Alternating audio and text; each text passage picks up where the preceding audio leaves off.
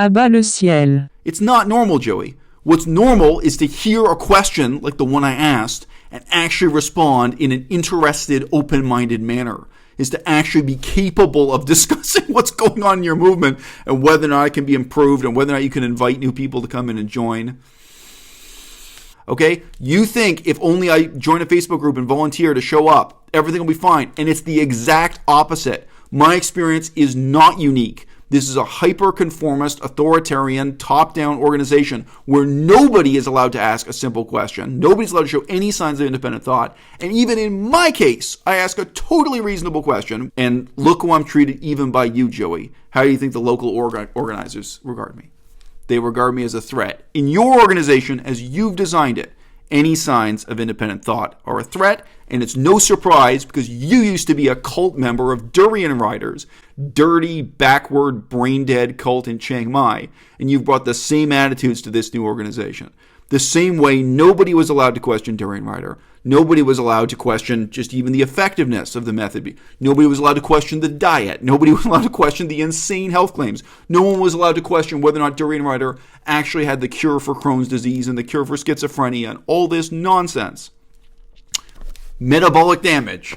In the same way, you're setting up another hyper-conformist, top-down, authoritarian little cult, and you don't even realize you're doing it because that's what you're used to. That's the background you come out of, Joey. Whatever it is you have to offer to the vegan movement, whether it's that you're a talented musician or an architect or a medical doctor or a personal trainer or a bikini model, or you're a struggling scholar of Asian languages and politics and history, or you work at a McDonald's and you wish you could quit your job because you're vegan and you hate it and you have to cook meat every day and you're struggling to scrape by at minimum wage. Whatever your situation is in life, whatever perspective you have to bring to the movement, that contribution is not going to be made standing in silence wearing a mask. I don't support Anonymous as an internet terrorist group. I don't support Anonymous for the voiceless. I don't think it is a well thought out method or strategy or methodology. I think that anonymity brings out the worst in human behavior. It brings out the worst in human behavior here on the internet. And when we are dealing with people face to face, or should I say face to mask, for the future of this movement, what I'd really like to see everybody doing is taking the masks off.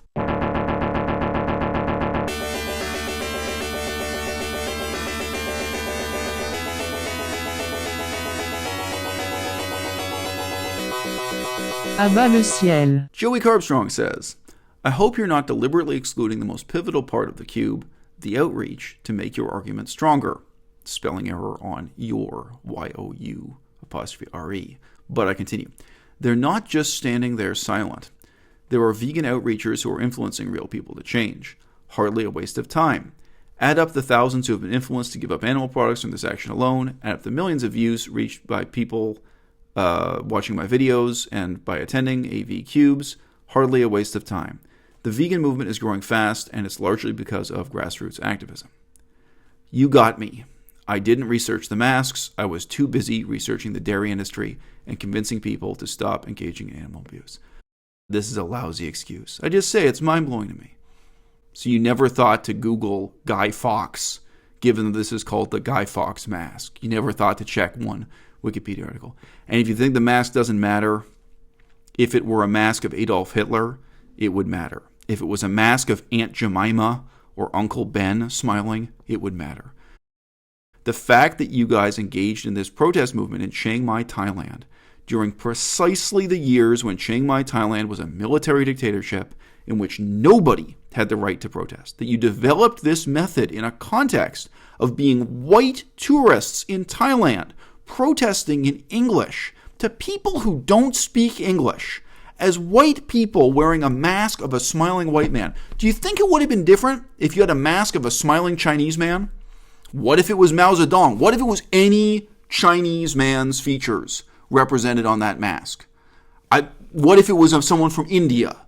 Ethnically, there are differences here. Why is the mask smiling? Why isn't it frowning or weeping or looking miserable? These are really simple questions to ask. No, it's a smiling white man, and you guys protested in Thailand in a time when the Thai people themselves have zero right to political protest.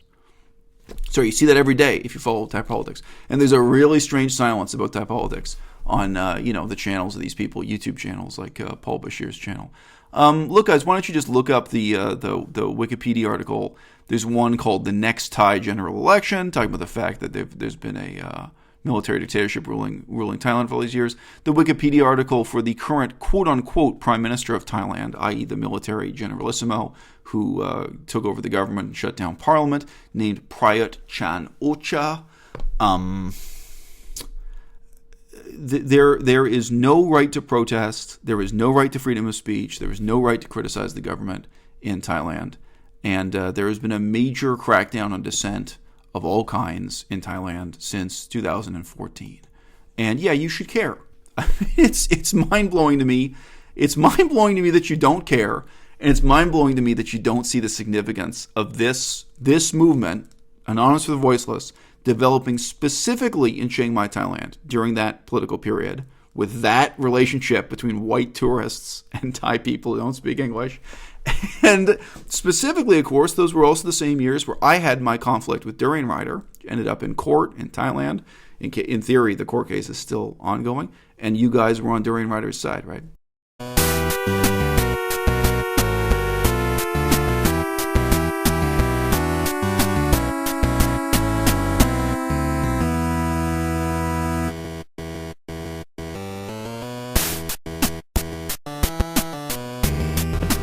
So we're here with Joey Carbstrong. What's your channel, bro?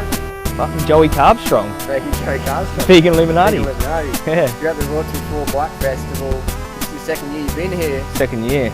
Tell us about what's the deal. We're all lifting it. We're all raising each other's expectations. We're holding each other to a sort of raising the bar, and it's inspiring, and it gives you this fire inside of you. That's why you never met up with me. And sorry, I was there to meet with any vegan activists who would talk to me during all those years in Thailand. And you, Joey, and you, Paul Bashir, you never did. But anyway, yeah, these questions are worth asking. Yeah, I mean, question the mask. I mean, what's the matter with you, Joey? You've been backing this for 2 years or something. You never question, what does this mask mean? What does it mean from the perception of a Thai person in Thailand? What does it mean in the perception of a white person in California? I mean, sure, and what does it mean ultimately when you have black people? I mean, how would you feel if a group of African activists came and protested in Australia, and they're black African people wearing a black mask of a smiling black man? Right away, it's, if you may not know who the mask is of, maybe the mask does represent a specific historical figure. You have no idea. Well, you guys are claiming that the advantage of your method of protest are the aesthetics. The aesthetics and the sales tactics. I see a lot of holes here in the aesthetics and the sales tactics that you guys are using.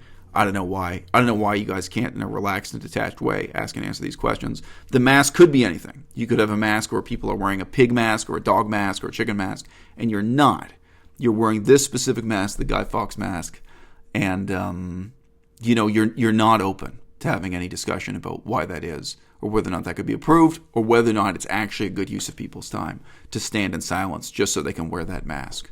This mask that you think is so meaningful, but at the same time you're not in any way willing to question or discuss the meaning of. Quote, did you forget to mention the slaughterhouse footage that thousands are exposed to via this action, or are you just narrowing it down to people standing there silent and wasting time? Also, why, when I asked you to attend a cube, did you go ahead and leave a long critical question on AV's page instead of simply asking them if you could participate in a cube? Not sure what your intentions were here. Why not try to engage in discussion via inbox or email with organizers, or bring your ideas forward if you truly wanted to help the org out?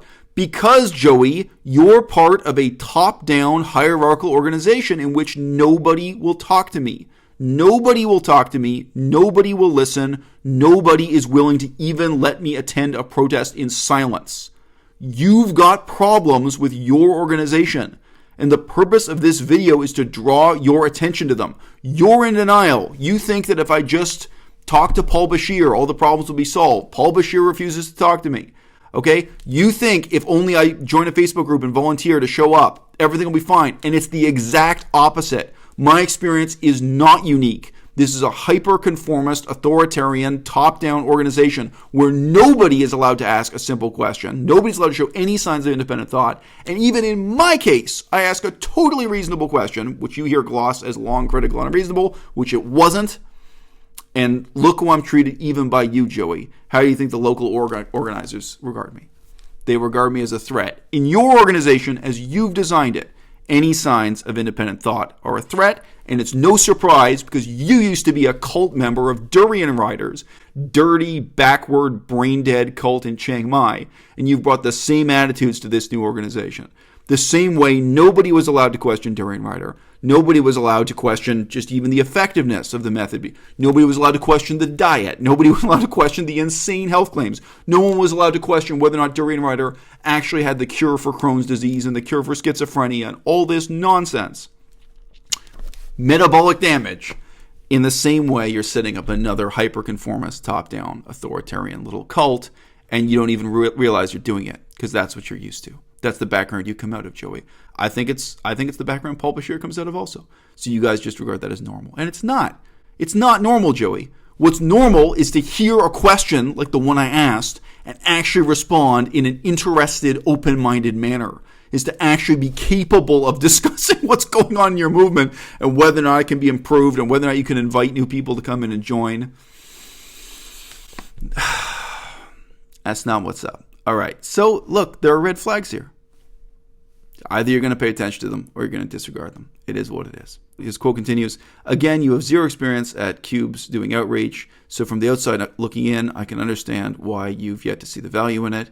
You're underestimating this action a lot. I still disagree with you. So I don't put the value of it at zero, as I just said. I think there is some value in it, but you're only making an argument for tabling. The problems are with all the distinctive elements of this form of activism. But if you're just going to make a general plea for how great it is to engage in conversations with strangers, tabling and many other forms of activism also involve having conversations with strangers. Many other forms of activism involve showing people slaughterhouse footage, and they don't require like 15 people to stand in silence wearing a mask.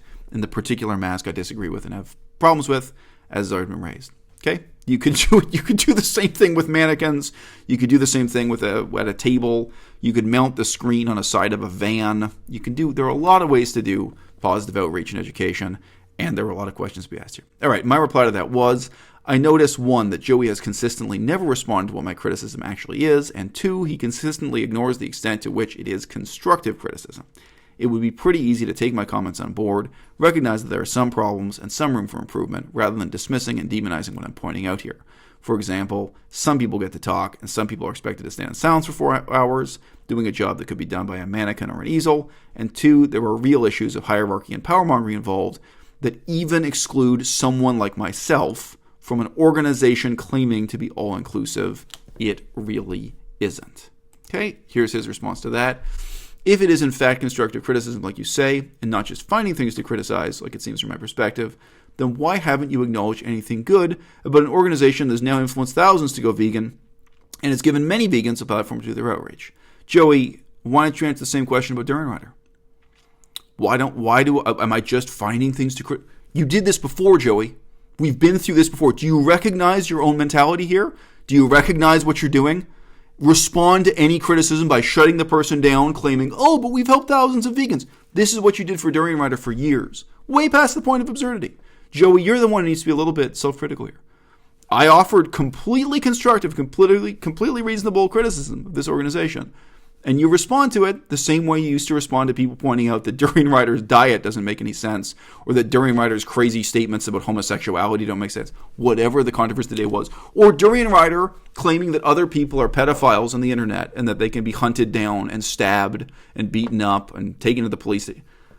Durian Rider did so much wrong, and you kept making these same excuses for him. You kept making the same excuses for Freely too. So, dude, you got to look in the mirror on this one, because you still have the same mentality. You're just applying it to another organization. And no doubt, it's a better organization. It's way better than what Durian Rider is doing. No question. But there are still some problems with criticizing. There are still some questions worth asking, including my own experience. Why are you dismissing that I had a really negative experience? Can't I come on the internet and talk about my own negative experience? Oh no, that same thing with Durian Rider and Freely, right? Nobody gets to come on the internet and talk about the fact that Freely's diet didn't work for them. Erin Janis doesn't get to come on the internet and talk about the fact that she thinks Freely is an embarrassment to the vegan movement and is dragging the name of veganism through mud. No, no, no. Everyone has to go out and shut down those voices of dissent, shut down any possible discussion or debate. You have to have an ultra-conformist, top-down hierarchical movement. That's what Freely and Durian Rider had, even though it was a non-movement that accomplished absolutely nothing. It accomplished nothing, but it reached thousands of people. That excuse is always there. I found your criticism of James in the comment section a bit harsh and not very constructive, by the way. Everyone is trying their best. Oh, okay, really, Joey? Is Paul Bashir trying his best? I'm actually questioning whether or not you guys are trying your best. I don't know, Joey, were you trying your best? You never even looked up what the meaning of the mask was. You never looked up on Wikipedia Guy Fawkes mask. And you weren't willing to engage in those questions. I don't think you are doing your best, Joey. I think that stuff is really minimal. It's a really low level of effort that anyone could ask of you, is to be willing to question and discuss why this mask rather than another mask. If you were wearing the mask of Adolf Hitler, maybe you'd say you're making a point that the slaughter of these animals is similar to the Holocaust. Would the mask of Adolf Hitler be smiling, or would it be frowning and weeping? Some people are going to respond to the mask of Adolf Hitler positively, and some are going to respond to it negatively. So you'd have a discussion there, but whether that's a good tactic. What about just having the mask of an animal, a cow or a pig, and it's weeping, not smiling? I don't know. There's a million approaches to this. Tell you one thing. If you wore the mask of the Prime Minister of Thailand, if you were in Thailand and your protest in any way seemed like a political protest, all of you would be in jail. You'd be kicked out of the country. Because you guys developed this at a time when Thailand was a repressive military dictatorship with no right to public protest for anyone. And that discussion's really worth having.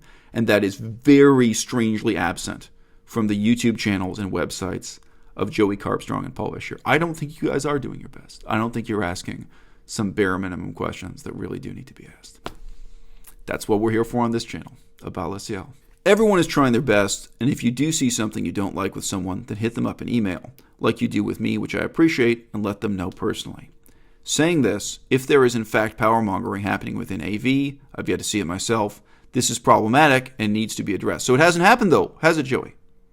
You aren't getting in touch with Anonymous for the Voiceless in Victoria, saying, let Aysel Mazard in, let this guy in, let this guy à-bas-le-ciel, let him come to your protest. You aren't getting in touch with them in Vancouver, and neither is Paul Bashir. And right at this moment, right during these last couple of weeks, when we've talked about this on my channel, during these last couple of days, Paul Bashir has been in Vancouver. He's been in touch with exactly these people.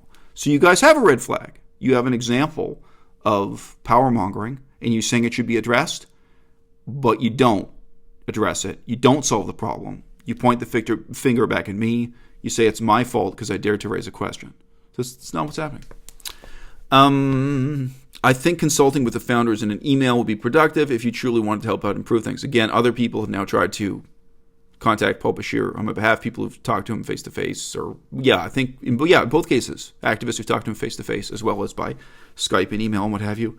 And no, the answer from Paul Bashir is no, he won't talk to me. So no means no. So I know you assume this guy's an angel, but that's not my experience. That's not the evidence I have in front of me. Also, the guys in the cube are circulated from cube to outreach and vice versa. It's great for newcomers who are developing confidence with the outreach or are too nervous to speak to people.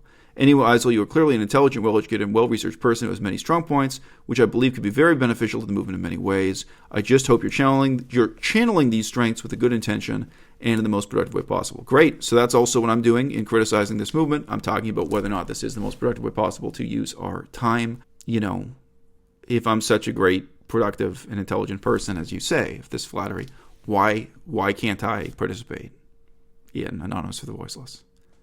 I've already said why in this video, because this is a hyper-conformist, hierarchical organization where people like me aren't allowed to participate. Because if we participate, we ask questions. We engage in discussion about politics. It's a political movement. You should be open to this kind of stuff, but you're not. Why am I excluded? Why was I excluded? Whereas Vegan Gains was not excluded. It's telling. It's a telling example, and I think it's an example you you guys may meditate on, you may reflect on, and maybe this will lead to, a new statement in your policy. Because I know it's only recently that you guys developed this policy of being all-inclusive, of including people regardless of what their political positions are. Maybe you need to really define and clearly send out guidance to all the AV organizations about what it means and what the consequences are for excluding someone like me. You say, Joey, I've got something positive to contribute. Well, what happens when someone like me tries to contribute? And he can't. We get a reply here from Mojo saying, yes, as I said to Joey, so this is someone who, I don't know if you did it in a live stream or what. In some context, this guy talked to Joey, text message, I don't know. As I said to Joey, the fact that the group kicked you out of something like a Facebook group for even raising your eyebrow at something they did tells me all I need to know about them. Also, the fact that Joey was complaining in his comment, asking you why you left, quote-unquote, a long critical question, shows me where his head is at when it comes to these groups. So yeah, we get into a kind of ultra-conformist, ultra-hierarchical situation where nobody's willing to question, and nobody's allowed to ask these kinds of questions. Next comment, the masks are there to attract people to the display of slaughterhouse footage so the outreachers can start a conversation with the people that seem interested. It's not demeaning to the people wearing the masks and to their potential, because most people are happy to be contributing to this process without having to interact with people with veganism, which not everybody is ready to do or very good at. The popularity of Anonymous for the Voiceless is a way for lots of vegans to become activists in a very reasonable and non-aggressive way, which I see as a good thing. Good. Totally reasonable question. My reply is, I think my criticism is constructive. The cube method could be pretty easily improved, but let's start by recognizing the very real problems it now has. I wouldn't say that everything about cube is bad, but what's good about it isn't distinctive or peculiar. The good aspects are basically identical to tabling in general, i.e. setting up a table and just talking to people. So tabling is a term used in politics. You can probably guess what it means. At some kind of a festival or political event or street fair that you pay to rent a booth, set up a table. Maybe you have some pamphlets, books, buttons. You may have a video screen showing slaughterhouse footage. You sit at a table and you engage people in conversations. You do standard outreach. So Cube didn't invent that. Anonymous and Voiceless didn't invent that. That's not what I'm going to be responding to in this discussion.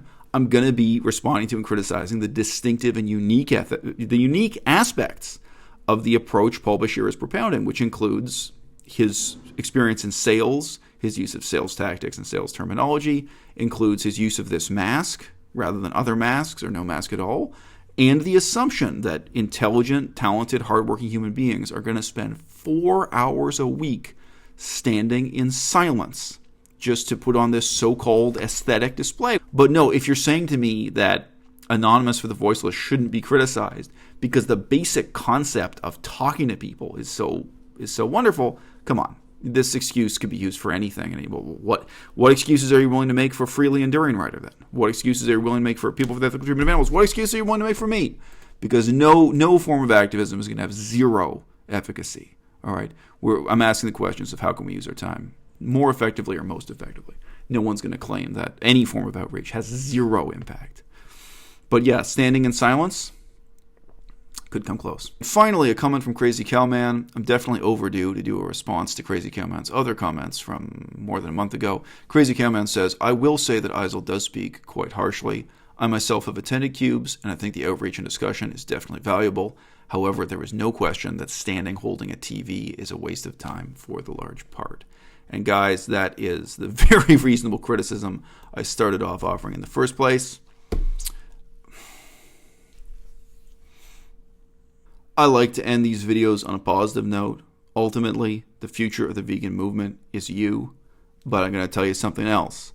Whatever it is you have to offer to the vegan movement, whether it's that you're a talented musician or an architect or a medical doctor or a personal trainer or a bikini model, or you're a struggling scholar of Asian languages and politics and history, or you work at a McDonald's and you wish you could quit your job because you're vegan and you hate it and you have to cook meat every day and you're struggling to scrape by at minimum wage, whatever your situation is in life, whatever perspective you have to bring to the movement, that contribution is not going to be made standing in silence wearing a mask.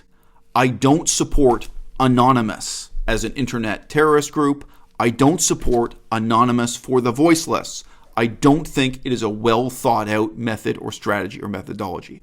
I am sure I could meet intelligent, well-intentioned people through Anonymous for the Voiceless if I were not actively excluded from participating in that group in any way. Okay? I think that anonymity brings out the worst in human behavior. It brings out the worst in human behavior here on the internet. And when we are dealing with people face to face, or should I say, face to mask. For the future of this movement, what I'd really like to see everybody doing is taking the masks off. Literally and figuratively. If you're going to come here on YouTube and talk, keep it real. Whatever it is you have to contribute, whether you're Joey Carbstrong or Paul Bashir or Freely or me, someone I've never heard of yet, you have some experience, some perspective, some thoughts, some feelings, some talent you can contribute. I tried to contribute by writing a children's storybook in Chinese, getting that illustrated and published. I think a children's storybook can be a meaningful form of activism. Certainly, there are so many forms of activism that can be meaningful. You have to look at what you've got to offer, what creative potential you've got, and how to use it. But whether it's in the moment of doing that activism itself, or in the planning and discussions that are before and after the activism, what's going on here online on YouTube right now, take off the mask. The future of the vegan movement is you and you and you. But the future of the vegan movement, we're going to find it fumbling our way along by asking these kinds of difficult questions, engaging in this kind of criticism, self-criticism, reflection, etc. And it's got to be with the mask off. Keep it real. À-bas-le-ciel.